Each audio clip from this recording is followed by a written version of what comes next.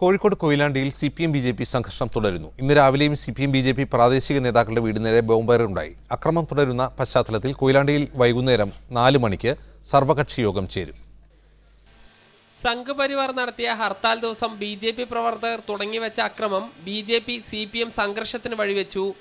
കൊയിലാണ്ടി നഗരസഭാ chairman അടക്കമുള്ളവരെ BJP പ്രവർത്തകർ ഹർത്താൽ ദിനത്തിൽ തടഞ്ഞുവെച്ചിരുന്നു. തുടർന്നാണ് ഇരു പാർട്ടി പ്രവർത്തകരുടെയും വീടുകൾക്ക് നേരെ ബോംബേറുണ്ടായത്. ഇന്ന് പുലർച്ചെ 3 മണിയോടെ CPM ഏരിയ കമ്മിറ്റി മെമ്പറും കൊയിലാണ്ടി നഗരസഭാ സ്ഥിരം സമിതി അംഗവുമായ K. ഷിജുവിൻ്റെ വീടിനു നേരെ ബോംബേറുണ്ടായി. അല്പസമയത്തിനുള്ളിൽ BJP മണ്ഡലം സെക്രട്ടറി K. മുകുന്ദന്റെ വീടിനു നേരെയും ബോംബെറിഞ്ഞു.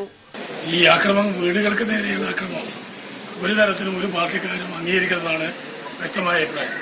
കാരണം വളരെ സ്വൈര്യമായി കിടന്നുറങ്ങുന്ന ഒരു സ്ഥലത്ത് ആക്രമണം നടത്തുമ്പോൾ ഉണ്ടാകുന്നൊരു പ്രതികരണം ആ കുടുംബത്തിന് മാത്രമാണ്.